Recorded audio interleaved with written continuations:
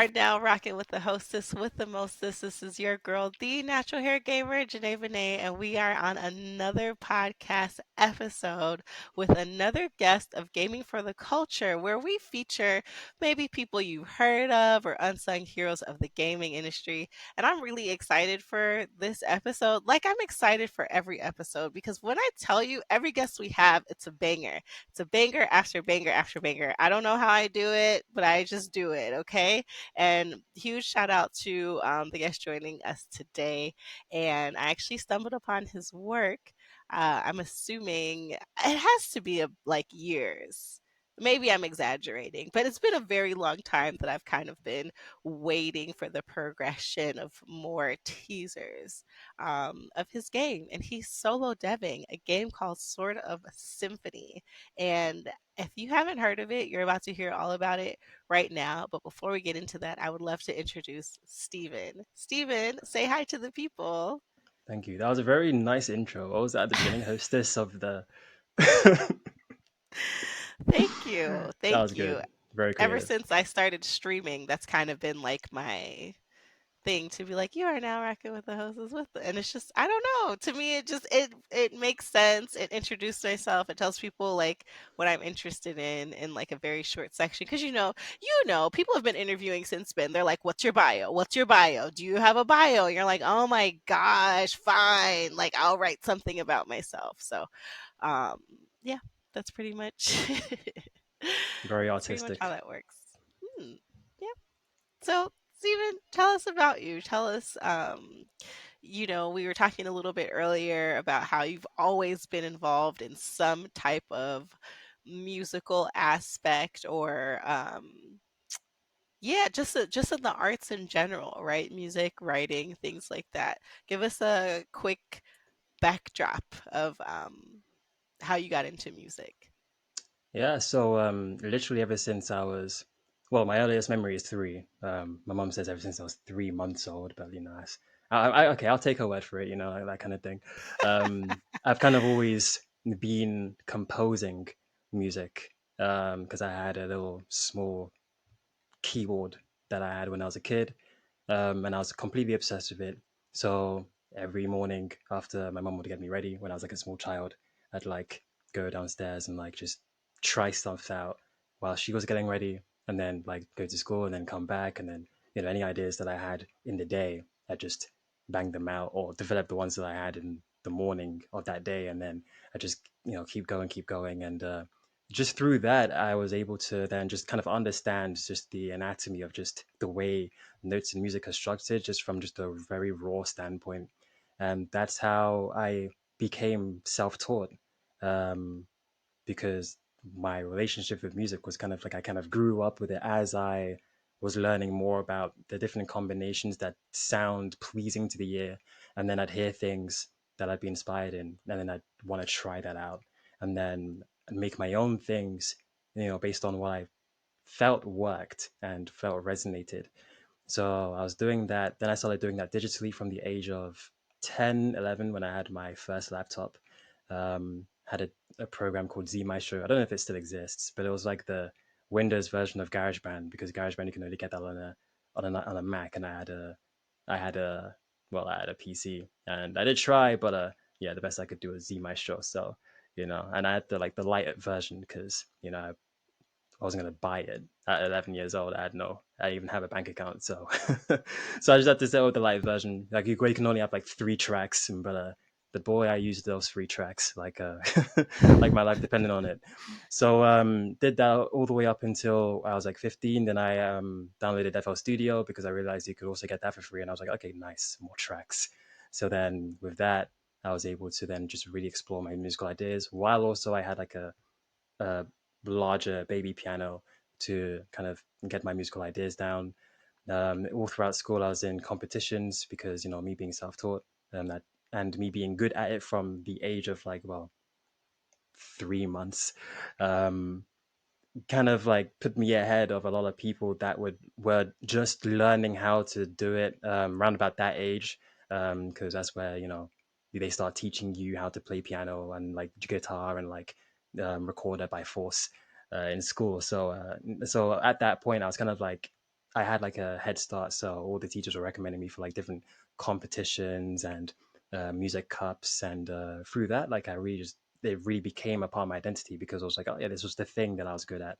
So I kind of became more engrossed in that, and then I started composing just songs just for myself. Like I used to use music, and I still do to this day, but I would use music as a way to kind of just imagine kind of different worlds, and I'd like make entire narratives in my head based on the music that I would make. Similar to like film scores, which is why classical music is my favorite genre. And up until that point, I'd only really been doing that to myself. And then there was a girl in my sixth form, and she sat next to me, and I was talking, I had my headphones in. She was like, oh, what are you listening to? And I was like, damn it. Because listening to classical music is quite niche, so it's not something that bop your head to and like listen in the club. So I was like, all right, you got me. I have to show someone else like my music. So I tried to kind of like bravado it up, and yeah, I made this. Like this is yeah, like I'm a composer. I am that Yeah, guy. So naturally. yeah, and then she really liked it, and then she was like, oh yeah, you should be a composer, etc. and so stuff. You should make a YouTube channel. And I was like, oh, okay. And then because I've been using music as a way to kind of like imagine like kind of scenarios and narratives, I tried to like do this experiment with her, and I was like, oh, so what does it make you imagine? And then when she verbatim kind of described it the way I envisioned it when I composed it, I knew that wow, you could really tell stories through music. Yeah, it's like music is not just a medium just to vibe to musically. It's like sonically. Like you can also use it as a narrative device to specifically evoke certain imagery. And that's when I knew that the music has a lot more potential to really be involved a lot more than it usually is in films and media in general as a storytelling device. So fast forward, I made that YouTube channel. I took her advice, and really took off with it. I went from making covers, because obviously you got to get the views, and then from there, I was dabbling in animation because when I reached 1,000 subscribers, I wanted to do something special for it, and then and also because I had been well, obviously I had been dabbling in animation because through that time period I was also imagining like a whole story around the music that I was writing. So it kind of made sense at that point to just make it about that when I reached 1,000 subscribers. Then I did. A lot of people liked it, but a lot of people were like, "Oh yeah, you should improve, Steven." This doesn't because obviously, like back then, my animation skills were not really that good. So, but I did try my best, and people saw that. They're like, "Oh, yeah, it has charm," like on sort of stuff like. But like, it was like the nicest way of people saying that the animation side of it sucked without actually telling me it sucked. But I got it. I got the message, so I was like, okay, but then, like, I could have just like stopped it there, and like in my head, I was like, well, I got myself up to this far.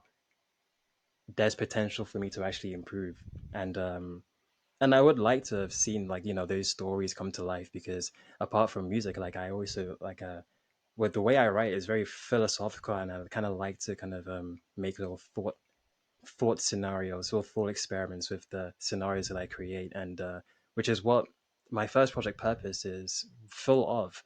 So from then, I made an account for my first project, which was called Purpose, which is an animation project. And then the music covers that I was doing on YouTube was just ways to promote my Purpose project, which worked. And from then, I was around about second to third year in university. And I was initially studying law, but then I switched to music technology because being a lawyer, I like law. I would have done law, but the truth about law is you have to have passion for being a lawyer. Rather, like you can have passion for the law, I do, and I do, but or at least studying the law. But being having passion as a lawyer as a career is entirely different, and that's not something I really ever really had the passion for. Um, Although like stuff like contract law and like well, this has always been my favorite law. I scored quite high on that, and I still use it. It's kind of followed me everywhere I go. Especially in the career that I am right now. So like it's always been a part of me that I actually cherish. But as a being a career lawyer, one of my lecturers were like, "Yeah, like this is something that not a lot of you will go through because you have to be passionate in this. You have to be commercially aware. You have to like attend all these like events and etc. and be involved. And read all the papers about it, and that's like I was like, I don't want to do that. I just want to know the law. And I was like, okay. So then I just last minute, deep into the course, I decided, okay, I'm just gonna switch. And I wanted to do an animation initially, but then obviously around about that time, my skills are kind of like not as good, so I got rejected. And then I ended up doing music technology because that was like the closest thing that I could do. So I was like, all right, I might as well just do this and then just I don't know, get like an easy degree. And then because at that point in my life, like I was very encouraged by my family to get a degree. So I was like, okay, but like I'm just gonna like just socialize and study in exam season only, just like most uni students.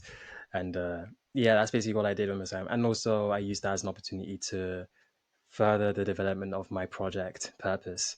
And then when I reached third year, I had to think of something to do for my final project, which involved the usage of music and imagery. And since I had already made the cinematic trailer for Purpose, which I was initially going to use for that assignment, they said I couldn't use that for the course because well, it's like I've already almost finished it, so it's almost like I didn't really have to do it for uni. So I was like, okay, well, I have to think of something completely new. So then that's when Sword of Symphony was born, out of necessity for a university project. And then I was like, okay, I'm just gonna do this and just hand it in for university, and then just get back to working on Purpose. And then I made a social media account for it because people back then were following me more for my Purpose project, and I made like the first teaser for it, which eventually got featured on IGN after I had my interview with them. But I made my first teaser trailer for Sword of Symphony solely to let people know that this is what I'm working on. I'm not dead. I just need to do this for university, and I also used that to show my university professors kind of like what the concept of the game would probably like be like. It's music and like character action like combined, and this is basically what I'm going to go for. Um, and I kind of just uploaded it on YouTube, kind of like opportunistically, like okay, I can also show people as well. And then when I started making the combat for the game, the music combat, that's when those views really skyrocketed because at that time it was quite a novel idea. We're talking like March 2021. So like at that point, it was a very very uncommon and still very novel idea.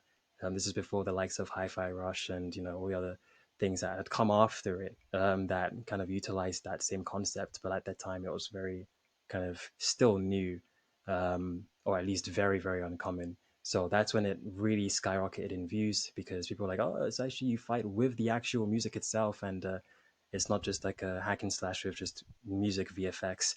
Um, like most games that implement like kind of music characters, just the VFX that is just music, but like you know they could have done a lot more. So like that's kind of like why I was inspired by, which was like okay, I could do this, and then from that point onwards, it kind of became my career because then uh, promotional game sharing page on in TikTok called Game Dev Blaster shared my account, and it really blew up on TikTok.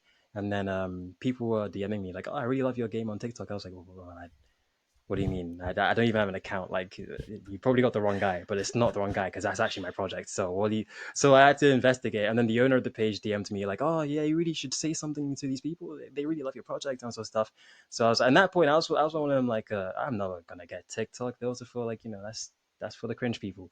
But then I was like, but hang on a second. Like the only way to read the comments is if I get a TikTok account. So I was like, okay, you got me. You got me. I'll make an account, but I'll just make an account just to read the comments, and then Yeah. I'll probably delete it afterwards. And then people are like, "Oh, where's his TikTok account? Like, where does he post? Like, what page?" And then I was like, you know what? I might as well just post my updates on TikTok. I mean, it's a video sharing platform, so I was like, okay, I might as well do that. So then I made the first video.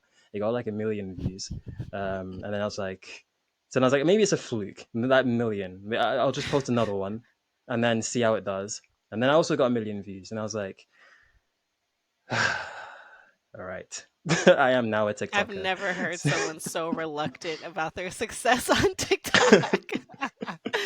Oh man. Yeah, at that and that it was that day that I became a TikToker.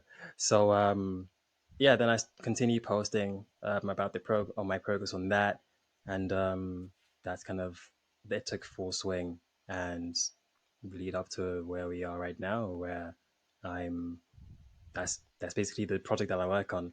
But in last year, well, not last year, but at the end of 2023, during September 2023 to March 2024, I realized that, well, this is actually my first project, Sort of Symphony, and it's very, very anticipated. So I kind of have no choice but for it to do really well. Otherwise, that's like my career gone. Because I intend to like do more stuff after Solar Symphony and like around it, and like I don't want to have like this huge stain that my first project like kind of flopped because of lack of experience. And even though I do believe I can do it, like the real like it's the realistic is it like it's not the most realistic to assume that your first ever project will be like like flying off the charts in terms of quality, especially if you're in it. Well, you're not. Well, I mean, you're experienced, but not experienced to like make a full game from start to finish yet. So I was like, Yeah, well, let but you're me. not like us, right? Like, you're not like us. Like, that's okay if that happens with you because, when you say that, oh, I don't expect my first project to go off like that. If I'm not mistaken, Neil Jones's first project, was kind of like that as well. Hmm. Um, oh no, we are. Oh, Neil, sorry if you're listening. I didn't forget the name of your game. I promise I didn't. I'm just gonna get the Damn, title she forgot the name of your right. game. No, Neil, I didn't forget the name of your game. Aerial Knights, we never yield. Aerial Knights, we never yield. So, I feel like it was kind of like that too. Like he did a good job, and a lot of people I were think I've into actually it so seen that much before. that Actually, yeah, you it's very good. definitely. Yeah. Mm. And now he has a sequel to it, right? And so like Yeah, yeah. he can choose what he wants to do with it. He can continue to world build, around the story because the story was really good, and he made a simple game for a reason, or a game that you can easily jump in and out of, right? Like as an adult gamer, he was like, I don't want this to be a thing where you have to play it, but if you want to watch an episode of anime, you could play an episode of the game, right? Like, and it's just Mm. 20-30 minutes. You don't have to like dedicate 12 hours a day after coming home from work, or so he made a very specific game and is doing what it's supposed to do.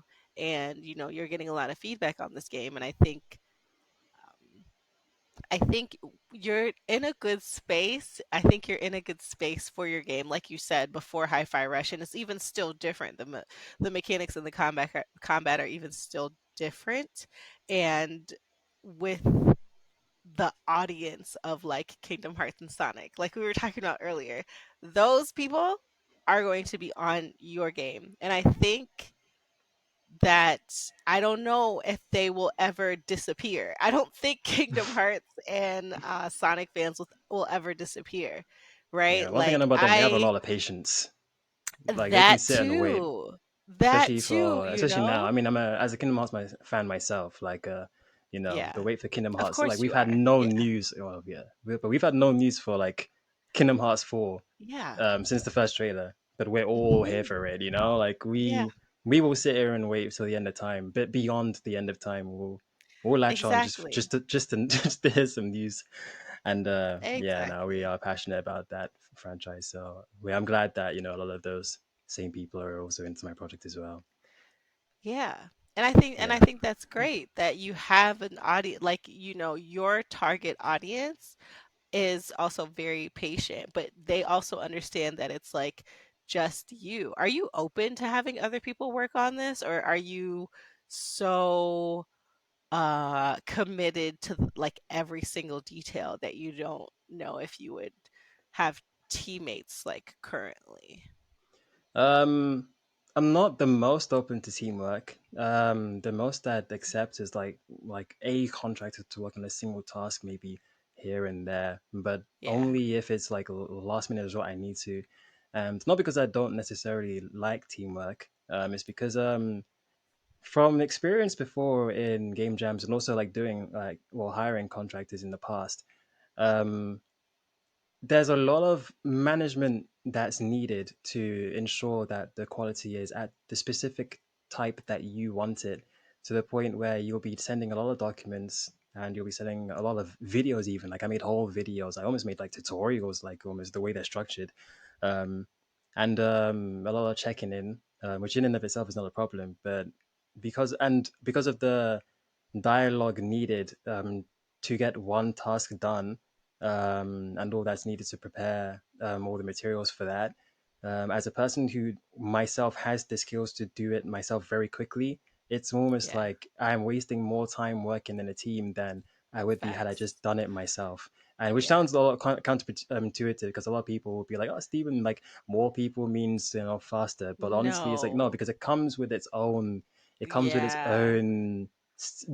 separate System, time. like, Yeah, it comes with yeah, its own separate things that cost a lot of time, that if you had the skills you would have done it with it, like in the time yeah, span that it would have taken for them to have started, because there's a whole lengthy kind of conversation process that needs yeah. to be done before it even begins in the first place. But I'd recommend it to those who don't have all the skills, because that it makes Mhm, sense, because mhm. then like to learn the skills from scratch, hiring someone else, it's a lot faster to do so, therefore you will get it done sooner. But if you have all the skills, like I've been like training myself to kind of have all these skills ever since Yeah, almost 7 8 years ago. um that's kind of all ingrained in me. I can do it from the same laptop.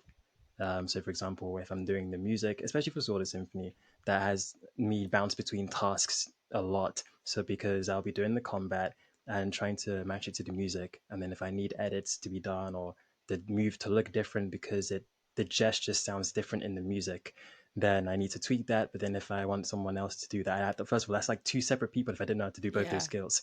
So then yeah, that's a lot. That's like two separate conversations, two separate documents, two separate, you know, um, liaisons happening at the same time. Which, I mean, even yeah, that example you can have it done relatively like maybe a week or something. But with me, I just have to open up FL and like Range, which is the game engine that I use, two in like one tab over here, one tab over there, and then just bing bing bong, it's over there. Export, put it in there, change the animation, because I also do 3D animation, and then that's done in like maybe an hour. So yeah, with that, yeah. And also I want to have my artistic vision be very kept very intact, yeah, because at this time now I've shared what the environment's going to look like. It's literally my art style but in 3D. um and yeah, for that it makes sense that I do it, for that reason. So yeah. yeah. I think that makes sense. So you were mentioning the part of being on a team versus kind of just having it done, you doing all the parts by yourself.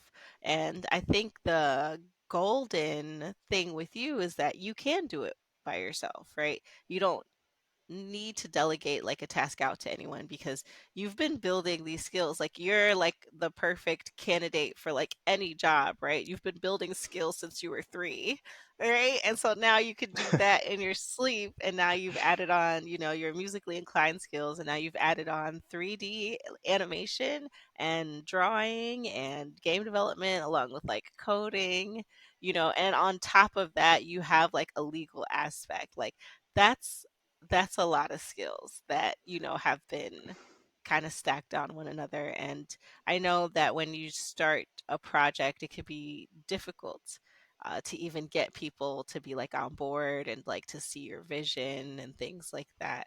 So, with the games that you have worked on in the past, even if you're not ready to talk about them, or if that they're completed, or if they're just kind of some like a project that you kind of just put to the side because this is kind of something you did with sort of Symphony, right? Or purpose, something you did with purpose where you're like, oh, I'm gonna make this, and sort of Symphony I'm gonna show to it was like a school thing, right? And then you Yeah, decided yeah, to yeah. like make it into something bigger because it got so much attention. What have you learned from like working on a team where, I mean, we've all had a group project experience, right? Where we're either doing all of the work. Some of y'all listening have done none of the work, but we're not judging. We listen and we don't judge. Um, but yeah, what have Indeed. you learned by working on a team? So working in the team, I've learned that it's necessary, but it has its place when it's necessary. So, for example, most people will have the assumption that more people means higher speed of just the entire project being done. But what they don't realize is that having more people on the task like has its own unique time-consuming tasks that need to be done to manage the team to have the product done in the first place. So, for example, let's just say I wanted a 3D model animated from start to finish. Now, I would then reach out to a 3D modeler. Let's just assume, like, the concept is already done. Um, Even though that would be its own kettle of fish. But let's just assume that's already done. So we have the concept. I want it 3D modeled. Then I'd send it to a 3D modeler. Well, let's just assume I already know these people because that again is another kettle of fish to find these people. But I have my 3D modeler in on Discord or something. I reach out to him. I'm like, oh yeah, I would like the 3D model. Then I need to make sure I have a turnaround for that design. I am going to ask say what style I want. That already is like a very lengthy conversation, or with you typically do like a whole document. So you're typing documents in Google Docs and etc. That and time needs to be spent doing that. You obviously need to word it in a way that's feasible and understandable. So you're going to be writing that and or articulating it to that 3D modeler, because you need to be on the same mindset, on the same wavelength, on the same vision, and that requires work to get across. So then after you do that, then obviously you have to wait for them to do it. They probably have some other things that they need to do in their life, since your passion project is only really your passion project, like at least to the maximum capacity of the essence of the passion of it.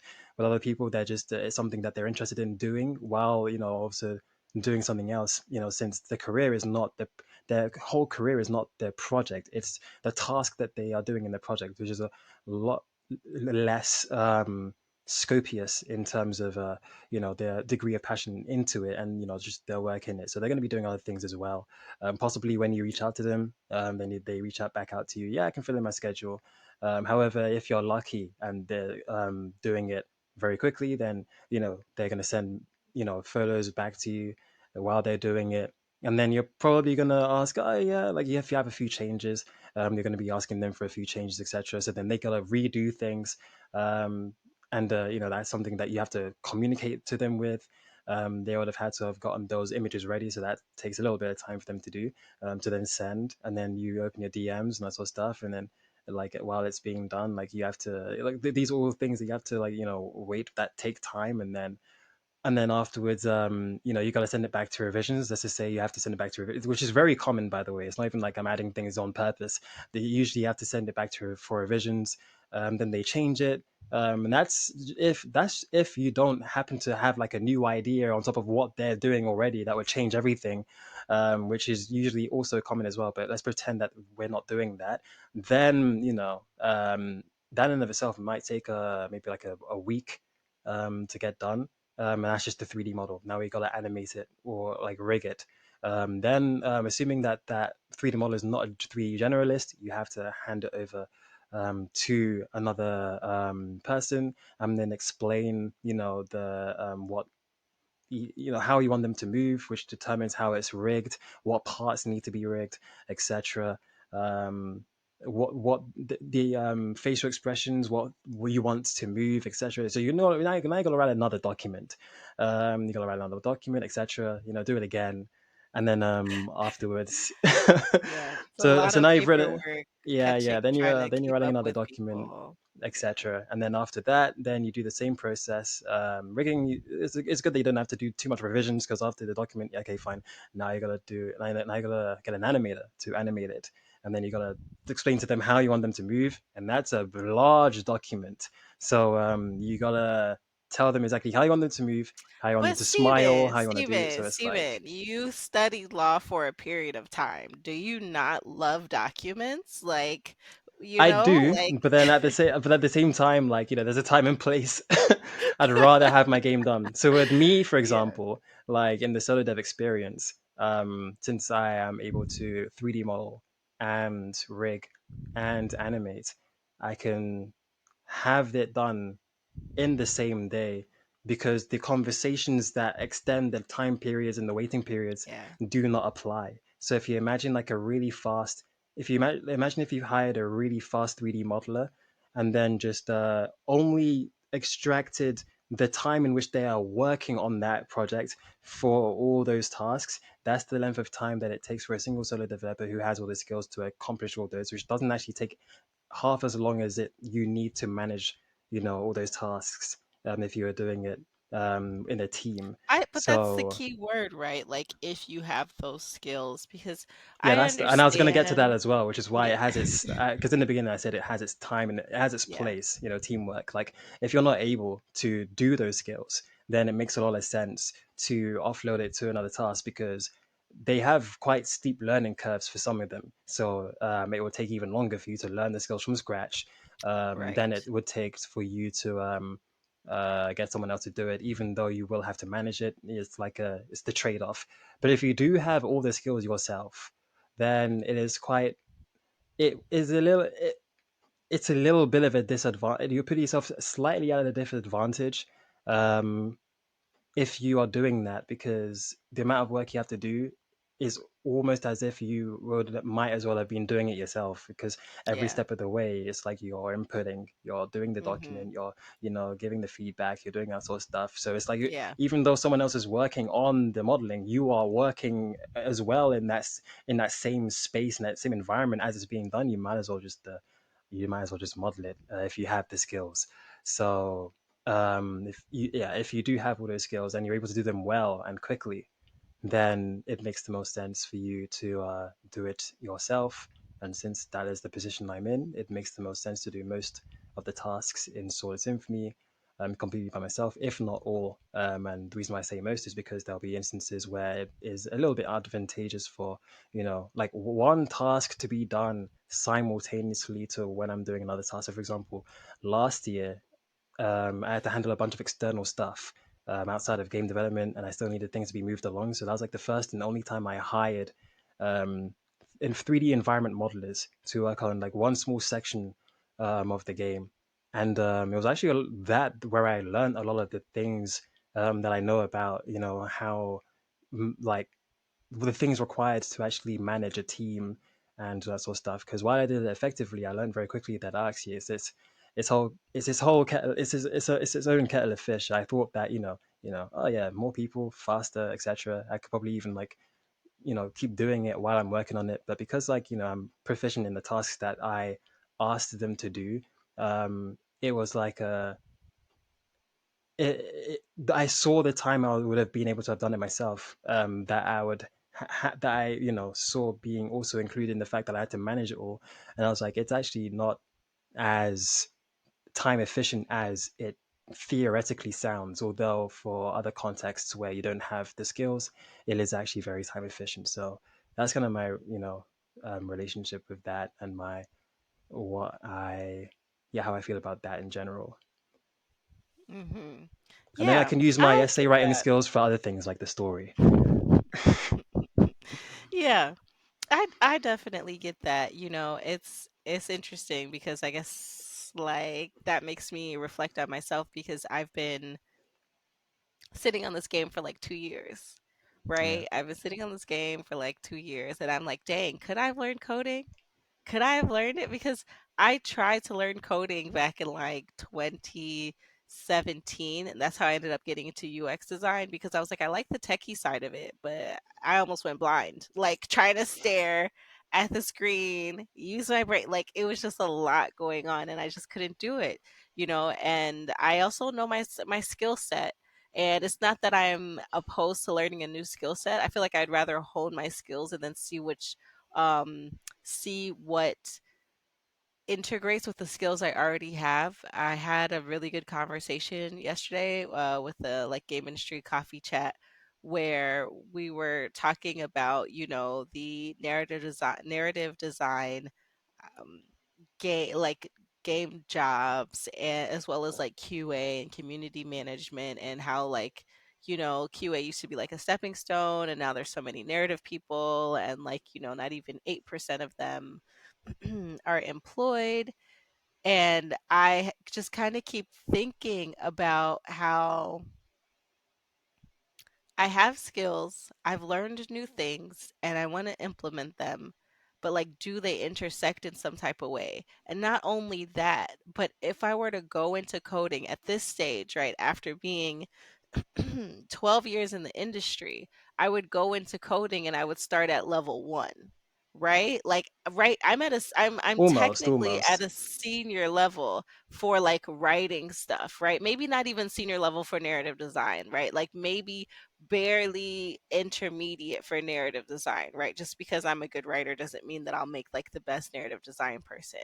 And so now I'm like, oh, I'm going to go into coding, or like, oh, I'm going to major in Unreal or Unity and like, C sharp. And that I would go back to being like junior level. And now I'd spend another 10 years like doing that. And then, the industry is going to recover, but now I'm looking at maybe non gaming jobs, to do like the code, to do the one thing that I learned. I learned how to do the game development because I wanted to make games. And now I'm like, you know, cybersecurity for like the health industry, which is not the worst thing you could do. um so something like those probably aren't even related, but those job No, career but like paths probably don't save, even match, but but save for music, where like I've been learning ever since I was like a very early child. yeah, Everything that I learn know how to do now, I actually learned as I was doing the things that I needed them for straight away. So, for example, coding. I hadn't learned coding until mid Sword of Symphony, around about late 2022, almost 2023, because obviously the visual scripting interface I was using didn't need it. And even game development, I had only started that when I had the idea to start making a game for my previous project Purpose. And the good thing about doing it that way and not the way where you just learn studiously like a university student, just from start to finish everything you need to know about it, is that you are able to learn more surgically to the things that you actually need to use, and it sticks more because you're actively applying the things that you're learning on the fly. So even though like what I'm producing is quite expert level, I don't know everything about everything that in the trade that I'm doing. So for example, with coding, I understand that there's a lot of things I don't know about coding, but I know enough to make the game that I need to make, because I've been all the things that I've done every step of the way. Um, I've learned those as I've needed to learn them, and with that, you're able to learn actually very quickly, because you always know exactly what the next thing you need to learn is, and with that, there's no guesswork in terms of oh, so where do I start? Like from yeah, the beginning of the game, from the beginning of the game, that what do I need? You operate from a point of what do I need? Oh, I need a model. So I need to learn how to 3D model. And then now when you're learning how to 3D model, you're going to learn how to make a character. You open up YouTube, how to make a character, how to make a 3D base mesh model human. So then you go to YouTube, and then now, you learn how to do that. You're already a foot into 3D modeling, and you have a foundation already that incorporates a lot of other things you'll probably be using 3D modeling for, like other asset design, just in you learning how to do 3D, just by you learning how to make a 3D base model human being. Because from that, you'll know what it takes to make other assets, like a tree, for example, which is a lot simpler than a base human. But because there's tutorials online that give you that, you you know enough to make the other things as well. So it's like you learn one thing, and then other things open up to you, and after that, you now know, well, you now need to make it move. So then you search, um, how do wow, I rig a character? And then you're learning how yeah. to do rigging, and then you're learning how to do animation, and then you figure out, oh, I need to make him run, move, walk, jump. So then, and even though animation's the only one where like you can't really tutorial your way through the entire thing, but you will then understand that, okay, I need to learn how to animate, and I need to learn the fundamentals, and I need to get used to it. But with animation, it's like drawing, where you have to kind of grow with it based on um, the previous things that you did, and you improve along the way. But even with that, you will know what you need to improve if you're working on a specific project, because if your walk animation looks a little bit lanky, you know, oh, okay, you compare it to references, and then references can be anything on YouTube, like an actual person just walking, or like, you know, other games where like they have like a walking animation. There's like a lot of video game reference animation YouTube channels that specifically, I follow one by the name of Alia. They have a lot of ones for that. And yeah, it's, I look at that, how it's done, and then look at mine, and I'm like, okay, so I go frame by frame, what do I fix?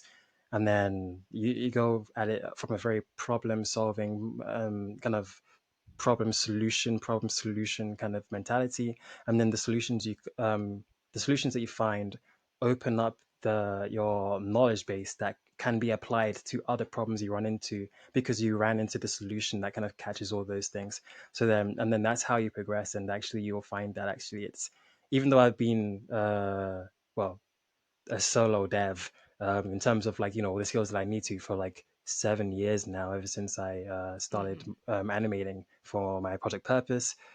It didn't actually, like, it didn't actually take me that long to finally be good at what I do. Yeah, actually, I actually picked it all up around like 2019, 2020, and then up until that point, I was just kind of honing my skills, um, and you know, just patching up, you know, smaller gaps in my knowledge in terms of that. And then coding came later, and also 2D animation as well. But I treated those things the exact same, like, oh, I don't know, I need this, how, what do I need to do this? And then I search for it, In I terms apply of it, and then learning, it's very constructive the way you build your knowledge. So yeah. I was just about to ask about the organization of it. So were you doing something and then you're like, "Oh, I need to like figure out this animation," and then kind of pause that and do the animation, or would you do kind of as much as you could do and then say, "I'm going to bring in the animation portion a little bit later once I have a better understanding." No, yeah, the former, the former. Um, Okay. I learn, I realize I need something, and then I take the time to like learn it. So, for example, even with when I'm working on Sort of Symphony, I have a test file just for like specific mechanics, in and of themselves. Not mechanics like game mechanics, but mechanics like if I need. So, for example, if like I want to do air combos, and there's like a Mhm. enemy that like launches the enemy up in the air, and then I jump up in the air. You want your character to be on the same level as the enemy when you jump up, so then the attacks hit all the time. So therefore, you need a system where the character lerps up to the when you jump, and you know that part of the animation is playing. You need a system that lerps up to the enemy's level. So there, I have a test. I have test files where I just isolate the specific detail that I need to make it work happen, where I test it out, and then I'm like, okay, it works, and then I apply it into the game. So that's how that's how you do it. I'm at the point right now where like tutorials can't really help me anymore, because the things I'm doing are quite Mm. advanced and over the scope of most tutorials. Yeah. But once you get to that stage, you will actually be able to like handle doing it that way, because you'll have all the fundamentals you need from the stage when you were using tutorials. So yeah, to learn it from zero isn't as daunting as it seems. It's a journey. It's just it's like you're building a tower of, and that tower is like made up of just your knowledge, and you're building it along the way. So yeah, that's how you ought to look at it. Like everything that you need to know, you will know it at the time that you will need to know it, because you're going to, you know, pick that up, and that's going to actually open a lot of doors and help you with the future things that you'll need. So yeah. That's pretty cool.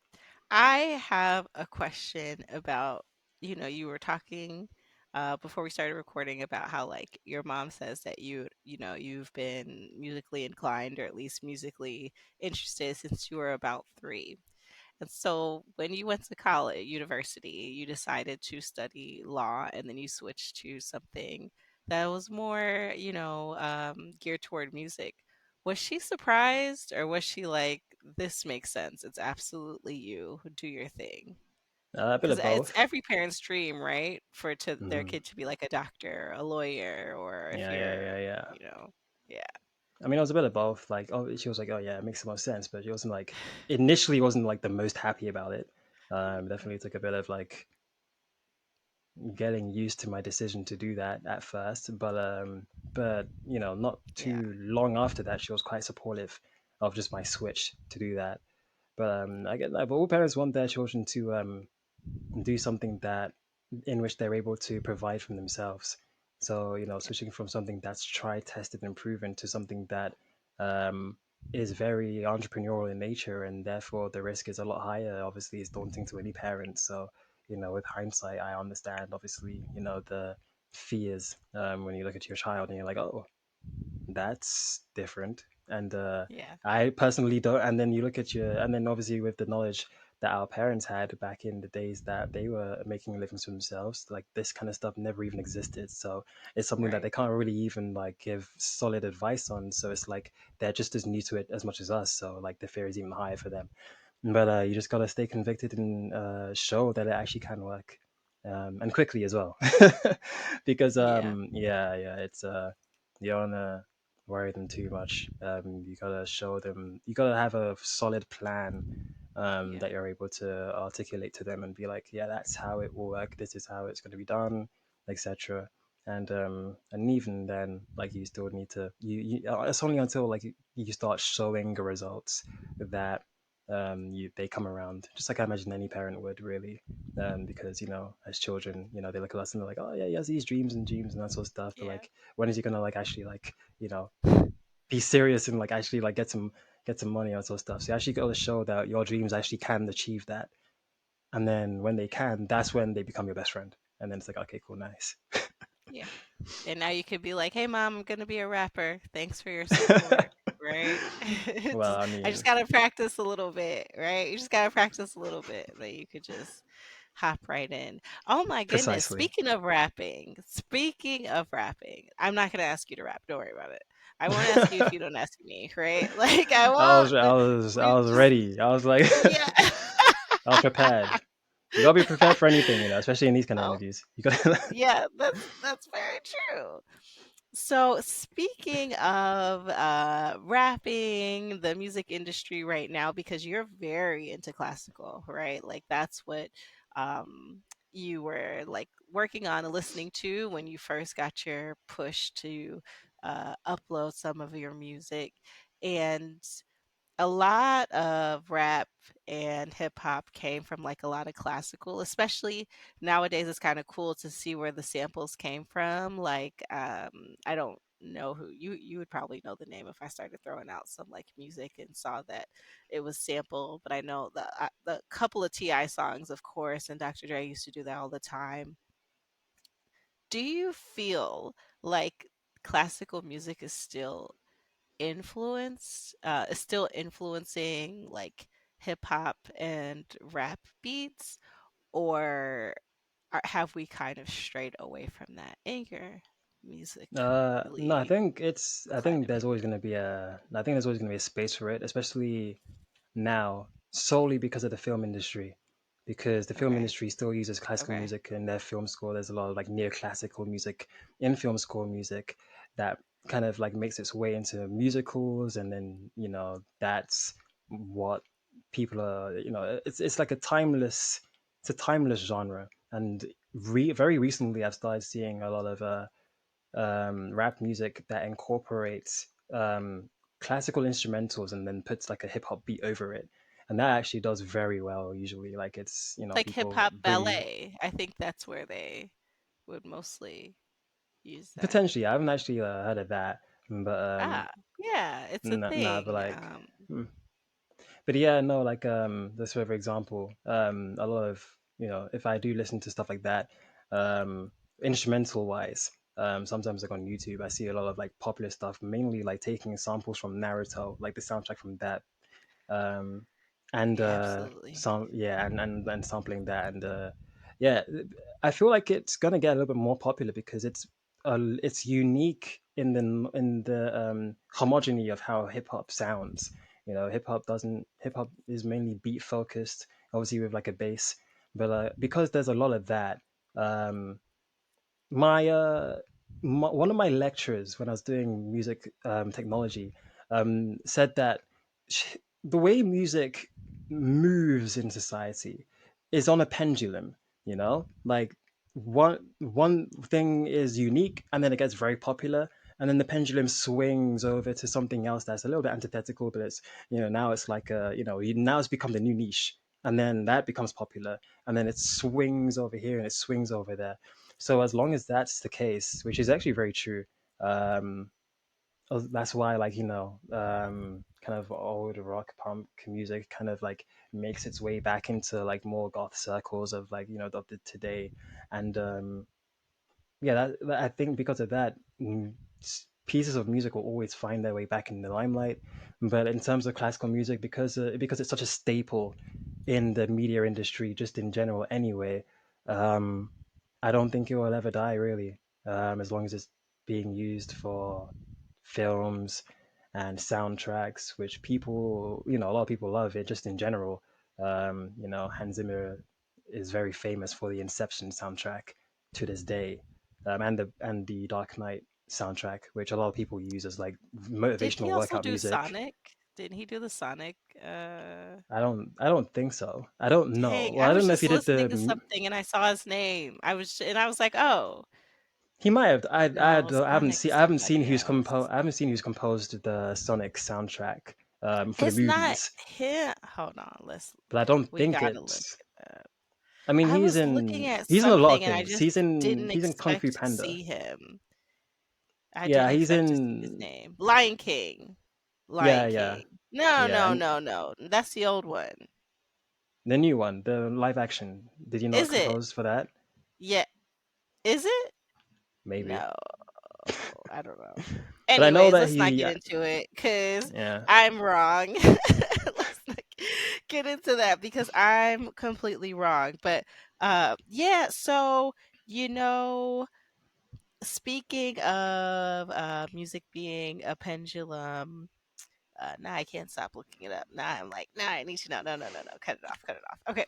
So speaking of music being a pendulum, Fred Hammond was doing an interview with a stand-up comedian, and like he does other media called Kev on Stage, and he was talking about how gospel and R&B would kind of borrow from each other. So like if there's less R&B, there's going to be less of that gospel, less of like that modulation and stuff happening, which is kind of like a thing that happened. But I do think it's coming back. I think it's the same thing that's happening with gaming because making a game has become more accessible, and just like publishing music has become more accessible. There's so much stuff that people, can go a whole lifetime without ever hearing or playing.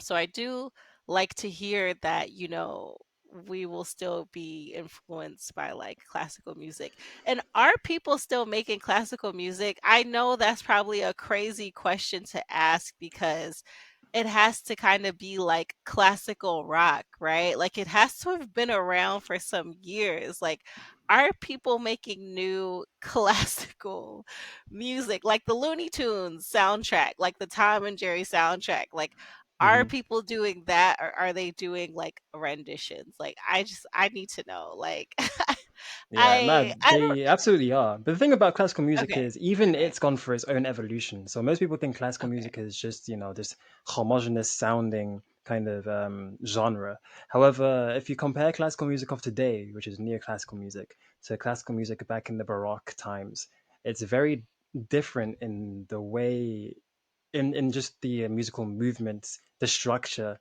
the kind of chords they use. Um, it's very different, back Okay. to how it used to be. It actually used to be very like Give us like an avid some classical music examples. Name person an would be artist able to tell the difference. in case people wanna, like, listen to it. Give us an example. Like So like if you compare Mozart to Hans Zimmer, for example, even though they use the same instruments, the musical techniques are vastly different. Hans Zimmer is more minimalist, but in a more grandiose way, whereas the same four chords will be used as like a riff, and that's borrowed from kind of rock music or like more popular music. So in a sense, classical music, well, neoclassical music has specific has adapted to the times with the rise of pop music and more simpler um, ways of structuring music. Whereas back in the Baroque ages, or back in when Mozart and Beethoven were creating music, their music would be way way more dynamic with different passages and different acts even in the same piece, and hence why a standard classical music piece would be like 45 minutes. Like if you listen to like Rachmaninoff's music, um, like that would be like almost an hour long. Whereas classical music now is kind of adapted to a more modern audience that is used to listening to pop music. If you listen to most pop music, it's very centered around one key, and usually it modulates just off that one key, similar to most neoclassical music of today. And you hear that even in game music, in film music, specifically of the today, and that's how it's evolved. But and that's why classical music I don't think will really die, because it's like a unique sounding thing that can be adapted to the modern to any well I personally believe any age really, because just as we were talking earlier, just that's the fact that it can be like a beat can be thrown over it, and then now that's like a like a hip Yeah. hop classical music beat. They even did that in the Miles Yeah. Morales games. Um, what they did exactly that actually, and it's kind of like its own thing, and a lot of people like the soundtrack from that. Gives it like its own unique spin on something that is quite homogenous of itself, instrumentally wise, like like rap music and that sort of stuff. Since um, most of the I guess the creativity in the music is more like in the lyricism and the rhyme schemes and the cadences and etc. Like the stuff in that. So yeah, I think it always has its place, and people are definitely composing it still today, especially for films, and that's where it's most famous for films, for game music. Ooh, speaking of indie games, this episode is brought to you by the Project Apodum review that is listed on my YouTube channel. It's an RPG MOBA, and can you play it by yourself? Yeah, I couldn't, but that might be a skill issue. Anyways, I don't want to spoil too much or take up any more time.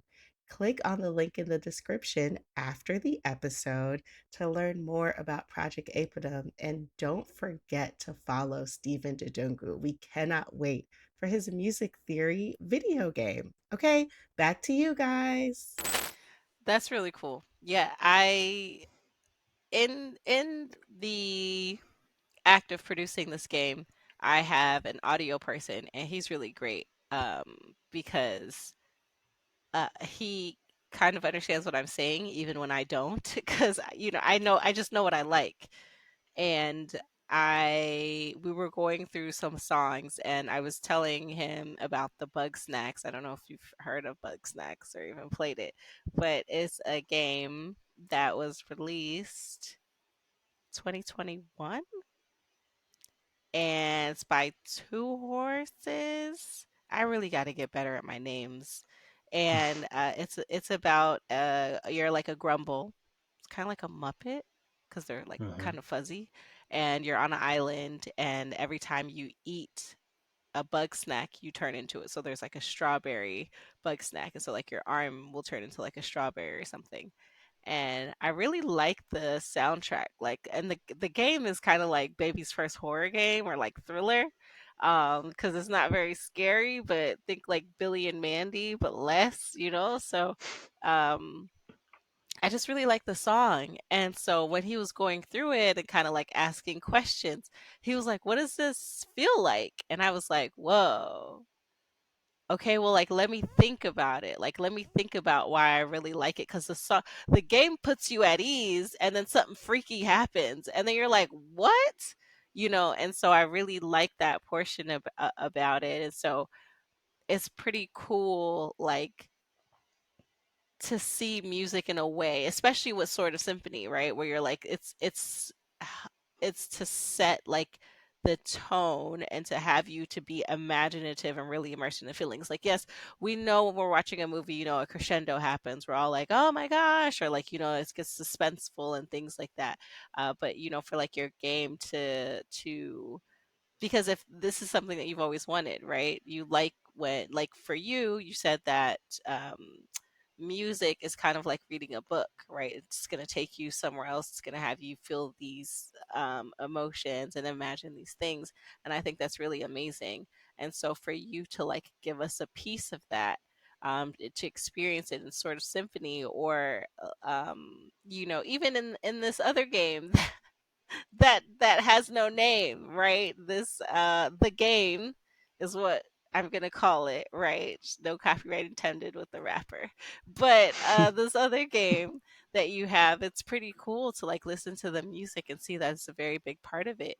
And I miss kind of like the cartoons where it was just kind of all music and there wasn't like a lot of dialogue because you kind of had to follow along. You did have a visual aspect of it, right? And you did kind of just have to follow along and really feel that music and really feel like what the characters were feeling through it. um, Even in like later shows like Dexter's Laboratory, they sometimes didn't use like any sound unless he was like him scuffling across his floor, or sometimes they would have like a minute or two with like no dialogue. And then just being in that ambiance is really cool. So that's why I'm really excited for Sort of Symphony and the game that you actually when did you release that? Was that the That was like 5 to 6 days ago. Okay. Hmm. So like the ninth. The Yeah, ninth around about the ninth or the or the 10th. 8th of January. Okay, great. Something around there. I remember it was like very late in the night so it was like between the 2 days of like the Nice. ninth and the 10th. It was like the 9.5 out of 10th of January. I uploaded Okay. that. Okay, cool. Yeah, and watching that trailer and we were talking about the words kind of being also interactive. They're not just there for reading. And I think it goes very quick. I'm really excited to play it and see like the game kind of feels like quick time events with you like reading and then having to like kind of interact with the words. It feels like a quick time events, but you said that there's going to be different parts to it. So I can't wait to see kind of like how it all fits together. I'm a fan of like a collage. Like, I don't know if you ever watch Bob's Burgers, but Bob's and every cartoon does this where they have different art styles like for the different scenes and stuff like that. Or the Spider-Man movie did that. I don't even remember how many Yeah, actually, yeah, yeah. people contributed to it. It was like a lot of artists and I was really impressed. I really like stuff like that. And so when I get a version of that, especially like for different games, game mechanics and things like that, I like it because it feels like you can have it all. You can have it all in this one game. Back when, you know, games were bought in a different in a different way. I used to buy 3 games, right? I used to have like my long-term game and then like my like replayability game, so like maybe like a fighting game, so it'd be like a story, a fighting game and then like an arcade game. And I'm really excited because it seems like the game they've created um does that. And I'm also really excited for Sort of Symphony because I've never been a fan of like Kingdom Hearts. Mm. Um which, yeah, please don't stop listening just because you heard that. I just wanted to be honest. I don't think there's anything wrong with it. I think Simple and Clean is a banger, and I also um, A part of my soul just died Face right My now. Fears. I'm What'd you leaving say? this. I'm leaving No, this meeting. don't, don't go. Yeah, don't go. Like, I think it's cool. I wasn't gaming when it came out, and so when like 3 came out, I Any Kingdom know Hearts like fans watching now the converted, don't worry. hopefully we'll see. And then for me just to like jump in at 3, I felt like I know a lot of people did, but felt like a little bit like a poser. But Face My Fears, I used to sing that all the time. I was like, this is such Yeah, a banger. So I think this is like you my should play the adjacent game. to that community. Hmm? You should play the game. I'll see about it. I can try to play it. It just seems really long. Yeah, no, it's when you get to 358.2 days, just get a napkin. You've been crying a Okay. lot. Really? Not that I cried, obviously, but Right. No, you didn't, but I no, no, definitely no, no. will. Oh yeah, yeah, yeah, yeah. Yes. Yeah, I will. I'll see. I'll see about it. I just when there's like a lot of hype around games, I kind of take back from it. And I'm not saying that it didn't deserve the hype, okay? Because I did that with Spider-Man too. I really, really wanted to play Spider-Man. And they Mhm. came out like same time, right? Like I feel like that was around the same time. And I really wanted to play, but there was like so much. And I really love Spider-Man. Like I went to Disneyland in Paris and I was like, Spidey! Like I was yelling and like, French people were like, what's wrong with her? It's just a guy. And I was like, Spidey! And he like waved and did the web slinger thing. And I lost it. But I really love Spider-Man and so like I just have to catch up on those games because there was so much around it that like I didn't want to get sick of it, right? Because I didn't want to play it and then hear about it and then maybe I'm online and then there's like a spoiler and I mean you can't really spoil Spider-Man like he wins, you know what I mean? But there like I've kind of avoided a lot of like the gameplay and even for like the Miles Morales one too, like all these Damn. years, so like I can play it by myself because I just really like it and I really want to enjoy it.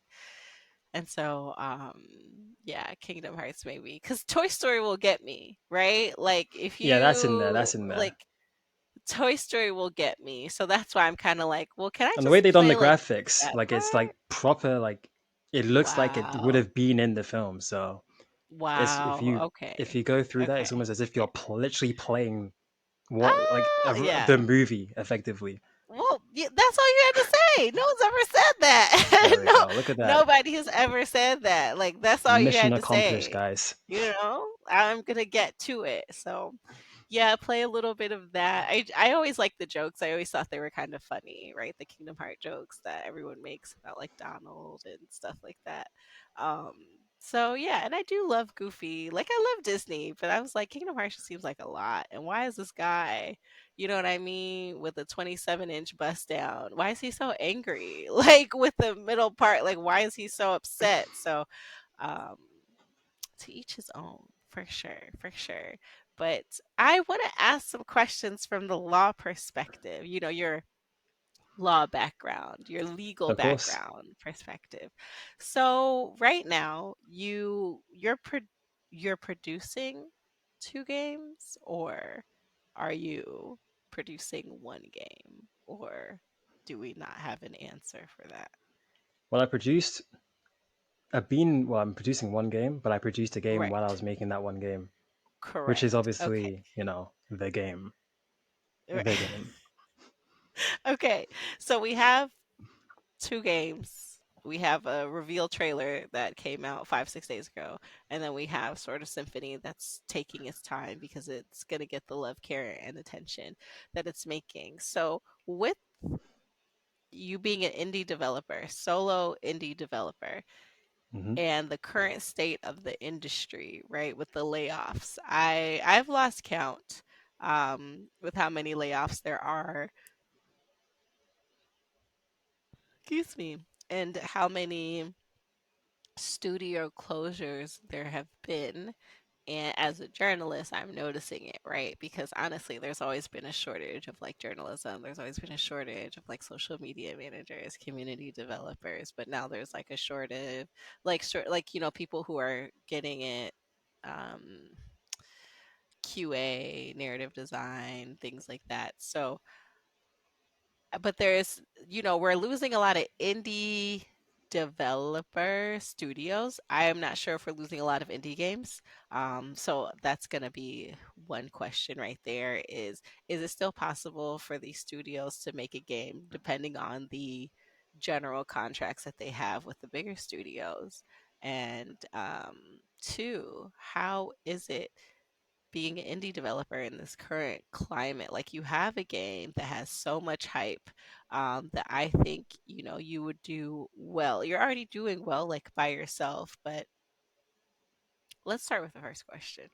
and then we'll get to Okay. that one because that one's a bit more loaded. I have like, but yeah. So can we, with the indie developer, with the indie studios that we've lost, is it possible that they can still release those games, or just knowing what you know, or do you think it's just like we'll never see those games and those people have to make like a new game that's maybe kind of, are they even allowed to do that? Are you even allowed to make a doppelganger or like a parody or like a cousin of a game that you were making with like a bigger studio?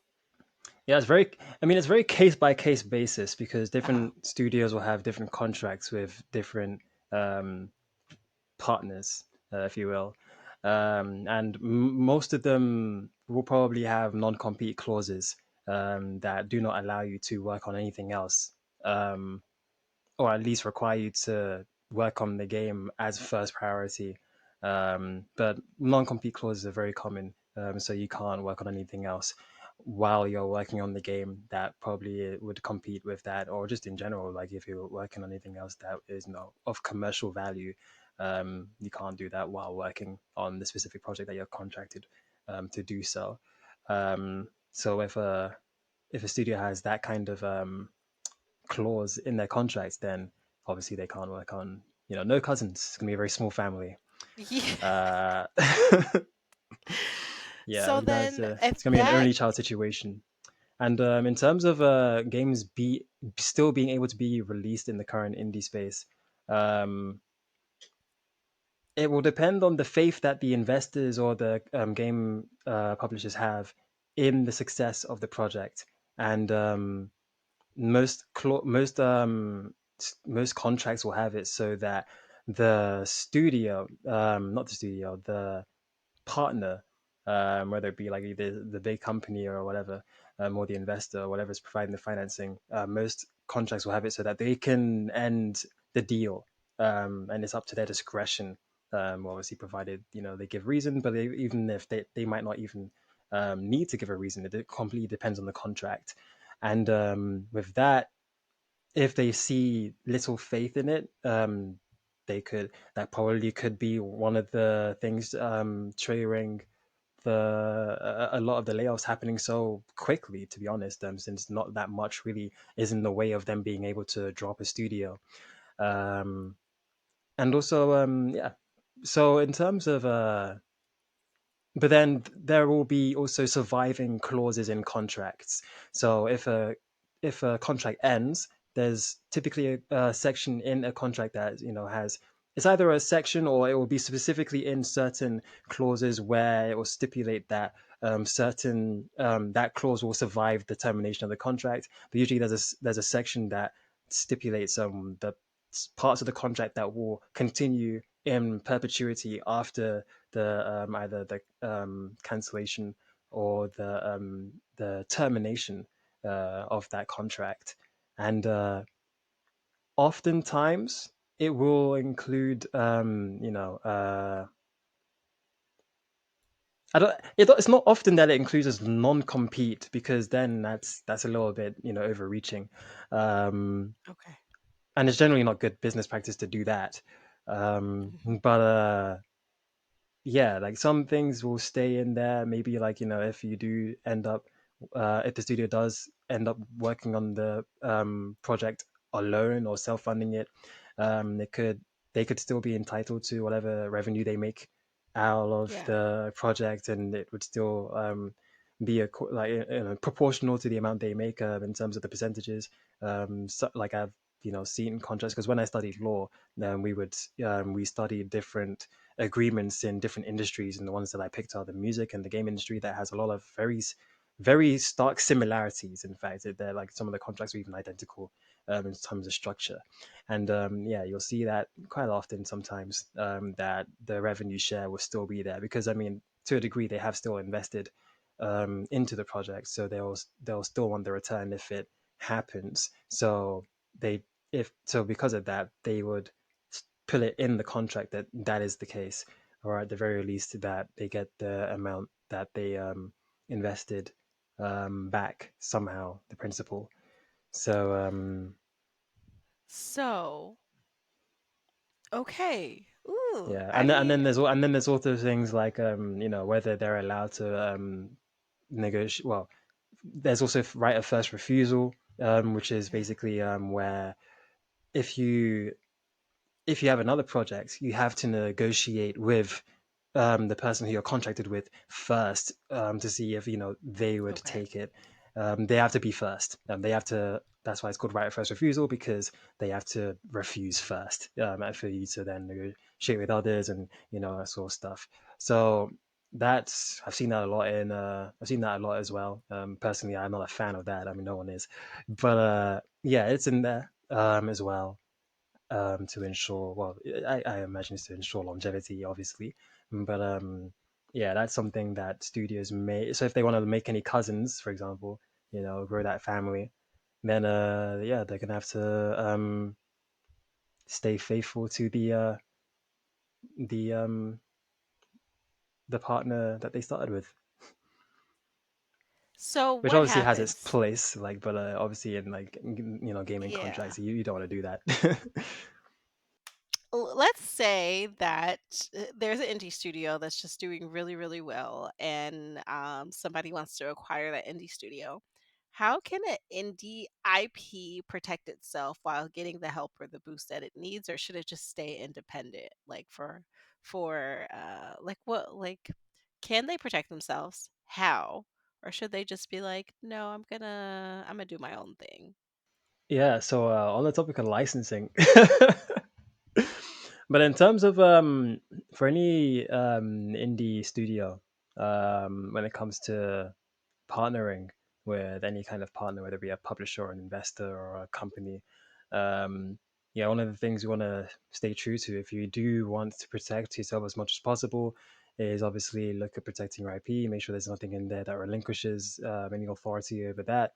Then you want to look into licensing powers. A lot of publishers, especially, and they need the licensing powers because they're your publisher. They need to, be able to uh, have, if it's for example Xbox Game Pass, or if it's just like different things. Your publisher will be basically responsible for managing that. So you will see that they will want to handle that. However, do make sure that you have the final say.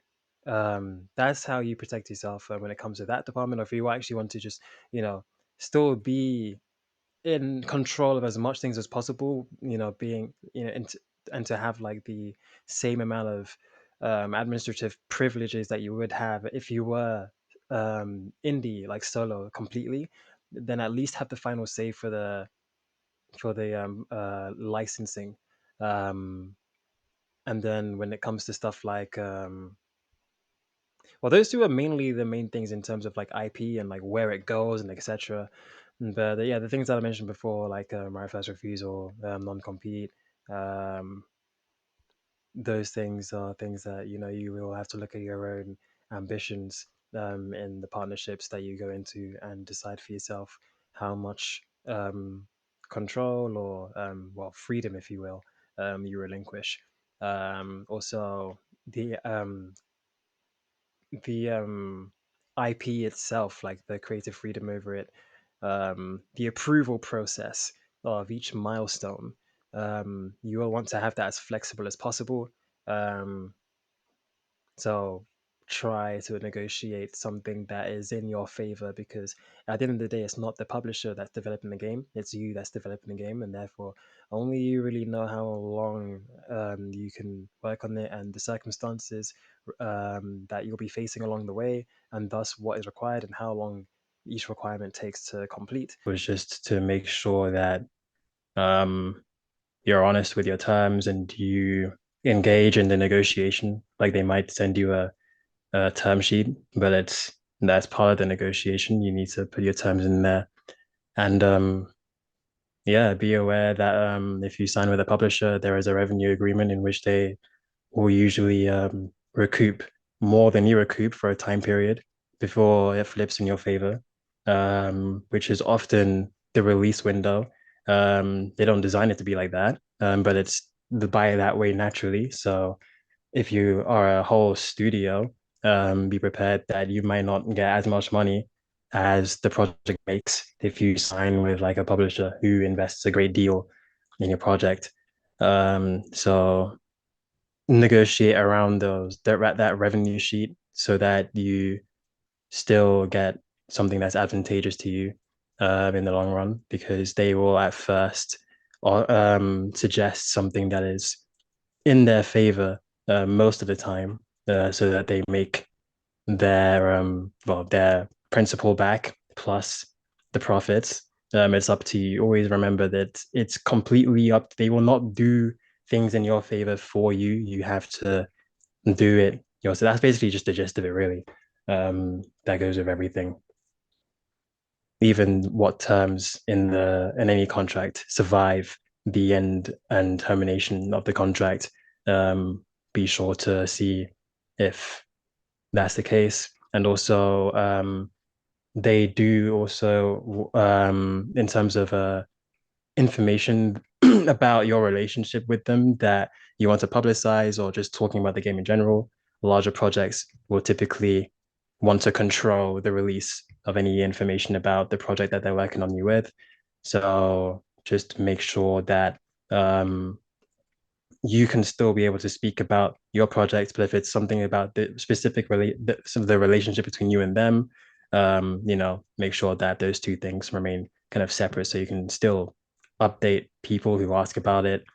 Um, yeah, just like it's all following the same theme, really. Like once you have the mindset of just go in and make sure that there are terms in there that don't screw you over too much, you'll start noticing in each contract terms that will be like, oh, that's a bit overreaching. And yeah, and also with the licensing thing, I forgot to mention, right? I did mention it, but I think it wasn't included, that you need to have the final say, because a publisher will want and need licensing rights to do its job, basically. However, you will need the final say on who um what what comes of that, basically.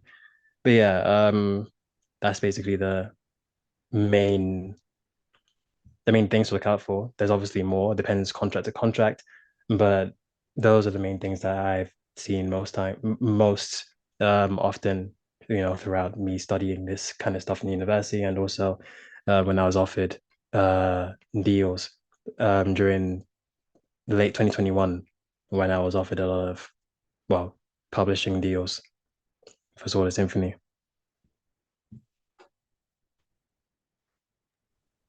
Ooh, that's really good advice. We're definitely gonna have to clip that and send that out to the masses so they know that you're not only a musical genius, but you're also pretty knowledgeable when it comes to the law. So, if that is how you can protect yourself as an IP, do you think if you have to go through all of that, right? Somebody who doesn't know, in this current climate of what the gaming industry is like, do you think it's worth it to try to look for a publisher? Um, Not if you don't need one. So when I say you don't need one, I mean if you are capable to finance yourself. Maybe you're not financing yourself currently, but you have the possibility to. Maybe you've grown like a community in which you can do things on the site to monetize your progression of your project. So for example, with me, it's Patreon, and also diversify a little bit as well. If you're able to do that in ways in which you can fund yourself, and you also have all the manpower to create the project, or if you're like me, a solo dev, I do, just in the fact that I know how to do all the things that I need to work on the game, then you realistically don't. And also marketing as well. If you have a strategy that works, um, or strategies that you will try out, which you project to work, like I do, then you don't really need a publisher, because a publisher is only really important in those areas: finance, outreach, and manpower, which ties into finance. Um, and I would recommend that if you don't need one, you don't go with one, because at that point, you are going to then just be um, offloading a bunch of the profits that you would really be rightfully yours. Seeing how if you partnered with a publisher, they wouldn't really be doing anything that you're not already doing. Because you see, the thing about publishers is they mainly they mainly actually want to sign with people who or studios who kind of already have it figured out. That way, it's the least risk. I mean, I get it because obviously it's the least risk. It's a good business standpoint, and they offer small things, and then they beef them up and be like, yeah, yeah, we could really help you with this and also stuff like localization, and which is fine if you need those things. But very rarely publishers will reach out because I have a lot of friends in the industry. Many of them are solo devs, and they have promising projects, but they don't get publishers reaching out to them because that's the thing. Publishers will often read. They have whole A&R departments to reach out to you. They don't. It's never really the case. Well, I mean, at least I don't know because I've never really had to do it the other way around. But Has I've no never one really reached seen out it the to case. you? Or No, has no, no I've, one? Oh, they've they've almost all reached all. out Oh to my me. gosh. They've almost all reached out to me. But Okay. I've never had it the other way around where I've had to reach out to them because they're not. That's not really how they choose their partners. They are the ones who go out and they decide who they want to pick. So with that being said, they are always looking for people who kind of have it already figured out on their own because it's the least risk to invest in. So if but the thing with that is if that's the case with you and you generally have it all figured out yourself, then it's kind of a disadvantage to you if you sign with a publisher unless you really need something that they offer that you don't have. Like for example, if there's no way you can access localization for some reason, and the publisher's offering localization, then okay, sign with that publisher, get the localization, negotiate terms that are fair according to the one thing that they're offering. Obviously, don't make the revenue split like so in their favor if they're only offering localization, but then you just sign with the publisher to to get that localization. But if you're capable of doing that too, which you probably would if like you're already getting a lot of traction, like you've got a community, etc. You're able to you have connections. Then since the publisher isn't really doing anything, they're kind of just taking revenue that they didn't really even provide value to earn if you sign with them. So yeah, only really sign with a publisher if you need it. Don't just do it. And also if you if you're thinking about signing it because you want the money or the financial stuff, always ask yourself, can I actually get that myself first? It's tempting because they do offer quite a lot of money, but and it's very tempting. You see all the zeros that could possibly be in your bank account. Like it will obviously lighten a lot of the load, but it's a double-edged sword. It's like there's it comes with the light comes with the dark. And the dark obviously is the amount that they'll be expecting back, and obviously all the terms and the contracts that may not be in your favor that they'll add in there. Um, that will probably be that is commonplace for all publisher and even investor contracts. So With you it's talking about at the a point it's not really investor, worth it. with you talking about the investor side of it, what happens if you just don't meet those terms? Like, what happens if, like, the game was really promising and then, whether it's the studio's fault or it's the publisher's fault, but it just doesn't do as well? Like, what happens with all like the money promised?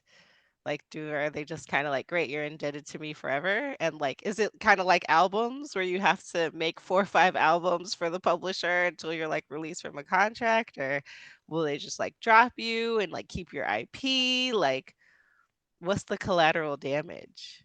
It will usually say so in the contract. Everything that happens with that. Um, the thing about a contract is that it's supposed to outline, those things. So one thing that I see most of the time is that um, any revenue connected to the game that you get goes to them, and any money that you make from maybe other partnerships that you make with that also has to go to them, and it's counted as revenue. That's usually what I see a lot. That I've seen a lot in the term sheets of the publishers that have reached out to me, and also just studying this in like when I was studying law in university in general. Though I'm mostly referencing from when I was studying law in university, since we kind of took a look at these contracts and were able to see for ourselves. like how it's structured. So I can definitely confirm that it's similar, since these are publishing companies and I study publishing companies. So yeah. It depends on it's case by case, but most likely it'll be a case where any money your company makes um will you'll probably either have a payback schedule scheme somehow, or any money that you make that is connected to that project will just have to go to them. Um, yeah, pretty much. I mean, Oh, usually the latter is most favorable because then it's like, oh, they just have to wait until they get their money really from that project. But some are like, oh no, well, we want to make this amount by this date and then this amount by this date. And then if not, then a negotiation can happen where um they figure out a kind of schedule to make the principal back, because they usually typically really want the principal back at least because that's the investment in the first place. So then it's not like a complete loss on their side. And then if the expected profit isn't met, then it's just a matter of they have to wait for it. But yeah, that's usually common. okay. Wow. Once again, this is not legal advice. I This mean, is it just isn't, but it is. something. It's like, I Yeah, mean, I studied this because obviously I'd studied law, so I mean, it yeah. is the truth. But I just don't have The a truth. fancy, I just don't have a fancy certificate saying I am a lawyer. That's literally the only difference. Okay, let's get back to the artist side. You said something really interesting earlier. I'm not an artist myself, but after befriending them and, listening in on some of the artist community conversations, I hear a lot that like drawing hands is the worst. But for you, that's one of like your better parts, but you actually don't like to draw noses too much. How did Yeah, that happen? Like every artist that I'm like, most of the time they're like, "Oh man, hands are bad. Hands are the worst. Like hands look funny. Like, I'm just gonna do this for the hands or something else." And you're like, "No, that part's great. It's the noses that trip you up. How come?" yeah. Well, I mean, first of all, the way I draw, I don't draw like super uber photorealistic. So I do cut a lot of corners when I'm drawing hands. Ah. So it kind of makes my job easier. That's probably why I like hands. But with noses, yeah, it's very finicky for me. Like it's one thing that you kind of have no choice but to kind of get right, even if you're cutting corners. So yeah, like a bad nose will just look very, very noticeable. Maybe You can that's why get all away the with just you can statues get away don't with have like a noses. finger. Yeah, you Yeah. can get away with like a finger, just slightly kind of like it's just a hand, but a nose on the face, yeah, that's no one's getting past that. Like if the nose looks funny, especially if you're doing like art that is like a fan art of like something, and then it's like it looks a certain way. That nose will literally change the entire character. So yeah, it's I just try and cut as many corners as possible when I'm drawing the nose. I just kind of do the shadow underneath the um the actual tip of the nose and then just do like a line. And Well, then I think that's well the sometimes cool if I'm part. feeling a little optimistic, I'll actually, do like, maybe like a little curve to show like the actual, to show the actual depth of the nose. But then that's like the furthest I usually go. But yeah, one day I'll overcome that one day, just not yet, obviously. I Because think that's the cool part though, because it's your piece. Like no one can tell you what that your like character's nose is supposed to look like.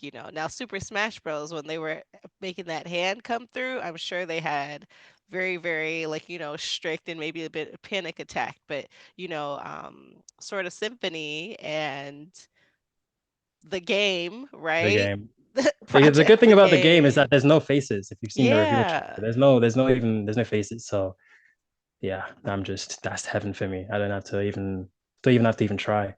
And I Yeah. can still like, put out something, without having to worry about the nose or anything, Yeah. not even hands. Because I mean the hands, yeah, but I'm already good with the way I do hands currently. So it just utilizes all the things I'm currently good at and then just completely ignores the things that I'm not, which is a good thing about having an art style. If you have an art style and you hone the things that you're already good at, um, wasn't it Bruce Lee that said, fear the man who, I do not fear the man who practices 100 punches once, but 100, oh, was it kicks? 100 kicks once, but one kick 100 times. Yeah, That's what Bruce, yeah. I believe that's what Bruce Lee. I don't know if it's Bruce Lee, but Yeah, I get the yeah. So if I'm just practicing all the other things that I'm just good at, like to the point where it's like, world renowned, then I may never have to draw another nose ever again. That's a good point. That's a good point. So we're gonna wrap this up because apparently we can sit here and talk forever about law and about artists and mastering skills, even though you've literally been training for this your whole life, right? And then you've been able to add on those skills one after another. Is there anything that you want to promote? Do you want to like wrap up the game and sort of Symphony and say something about your Patreon? Um, Play the game when it comes out. Play Solar Symphony when it comes out, and subscribe to my Patreon. Thank you very much. Okay, last time. I'm gonna ask last time about the game. So no matter how many speculations they are online, because you know what it's called in your head, like you made it. No Yeah, matter I know how what many, that, but yeah. like, are you never gonna confirm like that, like someone got the title? Because I talked to two people and I got two different answers, and I was like, oh, these both could potentially be right. Are you just gonna be like, it's just, it like, how are you gonna market that? Like, Well, like, the good thing about it is, I kind of like I was actually going to reveal it because the game is okay, chapter based, okay. and at the end of the first chapter, because the first chapter is actually the second chapter. Chapter zero is the first chapter. So at the end of the first chapter, which is chapter two, the name of the game was going to be like revealed because it's actually relevant to the story why the name of the game is revealed then. However, I kind of like how it looks.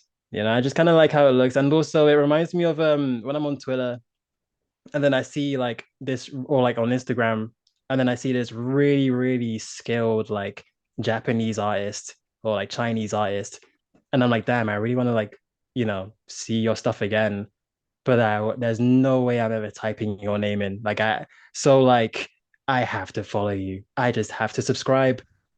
Maybe that's one of the reasons why like it's got, I think it's almost got like 30K subscribers like in like less than a week now. Probably the feeling is mutual, and I like that. But also it just looks cool as well, I mean, a lot of people are commenting that it kind of, the name took them by surprise alone, and that's what got them intrigued. And yeah, like I had known the name of the game, but I've had the title look like that for the longest time, so it's kind of grown on me. Like when I see the actual name of the game, like it kind of just feels like, oh, like it's doesn't really even feel like the name of the game anymore. It feels like this code thing feels more like the name of the game, like it's really identified with the project. So Okay, when's yeah. the game I, coming out? Because I have another question. When's the game coming out? Do we have a time frame? It'll come out when it comes out, but Oh, fortunately, it's in the this quality guy. state. And the name is Uh, the name. It'll come out yeah. when it comes out. Like, Indeed, it really is like that. Yeah, that's how it is. That's life. okay, okay. Yeah. Can you give us an exclusive and tell us the name of the game? No. Or a hint, like something. Uh, no. Other than the fact that it's got the letter X in it. It's got the letter X in it. That's the only hint. I mean, no, but we know that already. Like, Yeah, but technically, it's the algebraic sign. can I buy a It's actually meant to be an vowel? X. Like, Hmm? can I buy a vowel? Like, can I like, By a vowel. yeah, Wheel of I Fortune. cannot. I cannot be bought. I love how that turned into something else. Okay, okay, because I'm like, let's just okay, we'll do Hangman later. We'll make a mini Hangman. We'll do that. Maybe You that'll know be another. the funniest thing about it is when I actually made the YouTube for it, I initially had the YouTube name as the actual name of the project. Really? So only a very small handful of people who have already deleted the comments of actually know the title of the game. Oh, However, when I was deleting the comments, I left one or two because then now it actually feels like a guess amongst all the other sea of guesses. okay. So every so now and again, someone will actually like guess the name of the project. Will be like, oh, it's called this, Yeah. and then I'll just be like, oh, that's a very nice guess. And then someone underneath it will guess something different, not knowing that that person actually got it right. So Yeah. it's hidden in plain sight. It's Okay. very that's a good thing about it. Like even if someone actually guesses it, it's just it's too late now. It It's is too too late. late. It's too late. The truth will die with you. And Okay. I might even change the name like in my head like after that point anyway. So that you could be wrong at any point. Just like as long as I can arbitrarily do that, Yeah.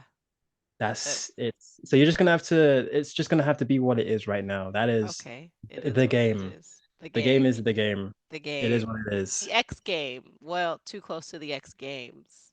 Game X, right? Game X. Game X. Let's That's go. We promoting Elon Musk. Oh wait, I forgot. Forgot about that.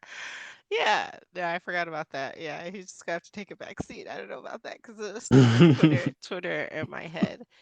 Well, Stephen, thank you so much for this very mysterious interview where we've learned so much and still nothing at the same time. We've been through the whole spectrum. Um, yeah, and thanks for joining us. I can't wait to play Game X and Sort of Symphony. My last question for sort of symphony, since it's like around like the composition of like music, right? Like because you're saying it's different from Hi-Fi Rush and like another song that will like use the beat to like go along with like the attacks and things like that. Do you think it would like teach anything? Like would someone have a better understanding of like an 8 count or like a 4 count or like any other musical concepts, or is it just Yeah, in fact, that's literally the tutorial section of the game. I've already shared this actually. I made a whole post about it. But in the tutorial of the game, you play as Stefan, the main character, revising for his exams um the following day, in it's which, just your name pronounced differently? well, it's technically not because my name is Okay. Steven. It's like a PH. Stefan is like SDEF with a Okay. A with a Have you ever watched accent Family over it. Matters with Urkel and he would turn into like Stefan? No? No. Oh. That okay. Yeah, so in Family Matters, and this is for everybody who's never seen it, Jaleel White was Urkel, but he made this machine, and anytime he would go into this machine, instead of being like Urkel, was it Steven Urkel? He would end up being Stefan because now he's not like a nerd. He was like this really like attractive guy. So that's why I thought it was kind of interesting. I was like, oh, it's just like your name, but you said it's not. So okay, go ahead. Yeah. So he's revising for his exams and in those exams, you play as him, learning all the music theory that you need to be able to, use it in your attacks and wield it. So yeah, it's very, and also in various instances in the game, it will also remind you of those in a very story-like manner. So it's not just going to be contrived. There's Okay, going to be characters that may not know as much that you also play as, and then that the character will explain it. Like it will make sense in the story okay, that's for amazing. specific times where you will need to do it. It's very like woven into the story how you will actually learn music theory. But yeah, the game will actually teach you music theory, like Oh, cool. proper teach. So yes.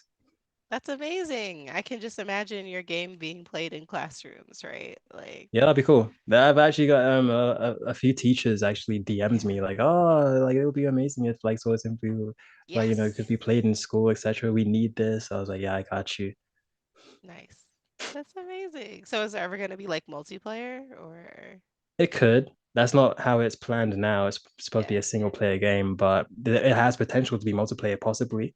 Well, It'll be a for bit like difficult to school. implement, but yeah, of course. It'll be bit difficult to implement, but I believe it's possible. So I think when the time comes around to consider it, I'll make it happen.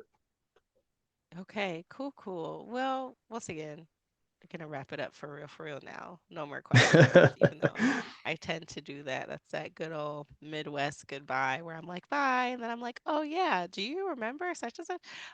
So yeah, we're gonna wrap it up for real now. Stephen, thanks so much for joining us, and I'll Thank have you for all of having me. your, of course.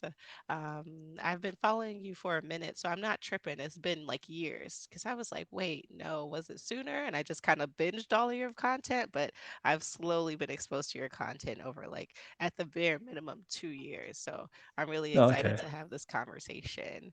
And I'm glad you like my work. yeah, it's pretty dope. It's pretty dope. And we didn't even get to really talk about like the details of sort of symphony that I've noticed, but it's just very small things. Um so yeah, just thanks so much for joining. I really appreciate it. And I'll have all of your links attached to the podcast so people can go and support you. They can look at Game X, they can look at sort of Symphony, and they can scroll through the comments and try to guess and what's the name of the game. You get no And rewards if you get it right, by the way. Like there's no prizes.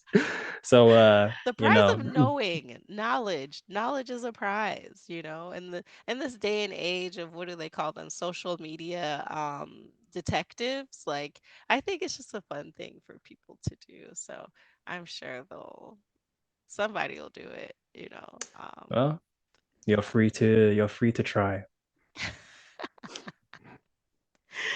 Okay, this concludes another episode of Gaming for the Culture. Thank you so much for watching, participating. If you would like to ever at any point ask our guests any questions, please join the Patreon and you'll be able to submit your questions and ask in real time. Until next time, I'm Janae Benet. Game safely. Wash your hands, wash your butt, clean your keyboard, clean your controllers, clean everything, okay? But yeah, until next time, take it easy. Wash your butt. Wash your butt. That's the most important part.